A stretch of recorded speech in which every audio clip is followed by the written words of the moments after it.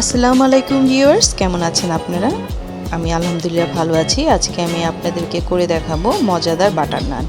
তো এই বাটার নানটি কীভাবে তৈরি করতে হয় আর কী কী উপকরণ লাগে তা আমি আপনাদেরকে দেখিয়ে দিচ্ছি। তার আগে যারা আমার চ্যানেলটিকে এখনও সাবস্ক্রাইব করেননি প্লিজ সাবস্ক্রাইব করে নেবেন। প্রথমে আমি একটি বলে 2 কাপ ময়দা নিয়ে নিয়েছি।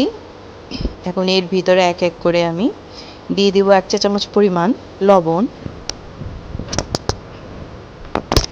1 টেবিল চামচ পরিমাণ চিনি, 1 টেবিল চামচ পরিমাণ সয়াবিন তেল,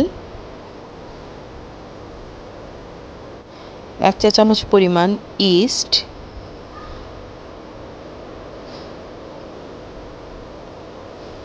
এবং হাফ চা চামচ পরিমাণ বেকিং সোডা। আপনাদের কাছে যদি বেকিং সোডা না থাকে তাহলে বেকিং পাউডার 1 চা চামচ পরিমাণ দিলেই হবে। এখন সব উপকরণগুলোকে আমি একসাথে মিশিয়ে নিচ্ছি। মিশিয়ে নিয়ে আমি হালকা কুসুম গরম পানি নিয়ে নিচ্ছি এখানে 1 কাপ। এটা অল্প অল্প করে দিব আর আমি একটি নরম ডো তৈরি করে নেব। আমি একবারে 1 কাপ পানি দিব না, কারণ আমি একটা নরম ডো যেহেতু তৈরি করব, সেটা তৈরি করতে কতটুকু পানি লাগবে সেটা ময়ান দেওয়ার সময় বোঝা যাবে। আমার পুরো 1 কাপ পানিই লেগেছে। আমার এরকম একটি নরম ডো তৈরি করা লাগতো, যা হয়ে গেছে, যা আমার হাতের সাথে একটু লেগে লেগে আসবে। এই পর্যায়ে আমি এই ডোটাকে 5 মিনিট পর্যন্ত ময়ান দিব, যতক্ষণ পর্যন্ত না আমার হাত থেকে এটা ক্লিনভাবে খুলে আসে।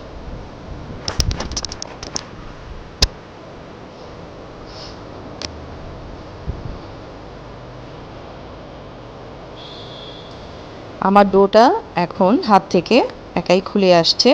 এখন এই পর্যায়ে আমি এভাবে গোল করে চেপে চেপে ডোটাকে একটি ডিপ বাটির ভিতরে রেখে দিব, ঢেকে গরম স্থানে এটা ফুলে ওঠার জন্য।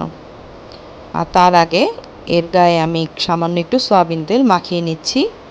এখন ঢাকনা দিয়ে ঢেকে গরম স্থানে আমি রেখে দেব 2 ঘন্টা। ফিরে আসবো 2 ঘন্টা পর। ফিরে এলাম 2 ঘন্টা পর। আমার ডোটা ফুলে ডাবল হয়ে গেছে। এখন আমি হাত দিয়ে চেপে এর ভিতর থেকে বাতাসগুলো বের করে দেব।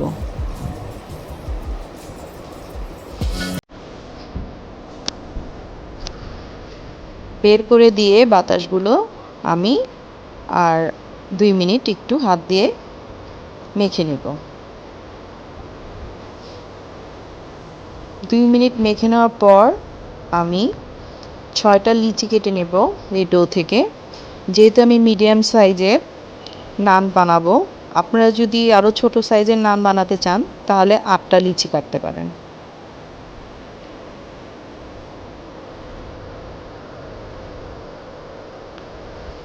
এখন আমি একটা লিচি নিয়ে একটু সামান্য ময়দা ছিটিয়ে এটাকে বেলে নেব।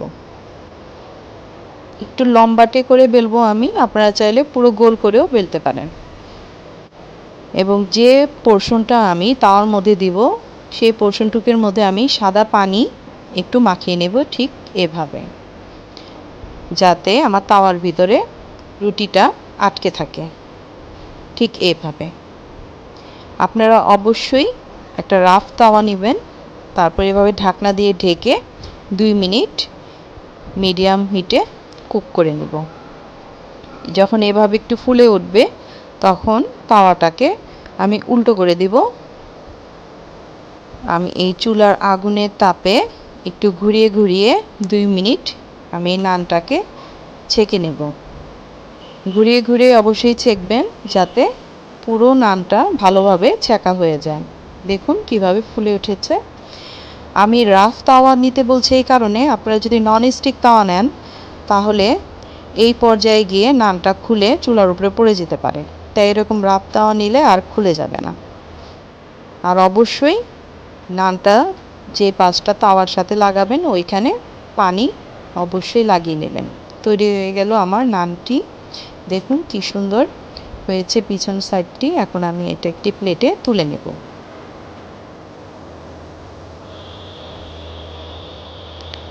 এখন যেহেতু আমি বাটার নান বানাচ্ছি এই কারণে আমি একটি ব্রাশের সাহায্যে বাটার লাগিয়ে নিচ্ছি।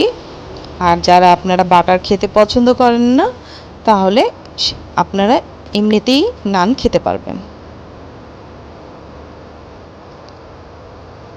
তৈরি হয়ে গেল মজাদার বাটার নান। আপনাদের কাছে যদি আমার রেসিপিটি ভালো লাগে তাহলে অবশ্যই একটি লাইক দেবেন আর ফ্রেন্ডস অ্যান্ড ফ্যামিলির সাথে শেয়ার করবেন। আর পাশে থাকা বেল আইকনটিকে অবশ্যই ক্লিক করে রাখবেন যাতে চটজলদি আমার রেসিপিগুলি আপনাদের কাছে পৌঁছে যায়। তো আপনারা ভালো থাকুন। আল্লাহ হাফিজ।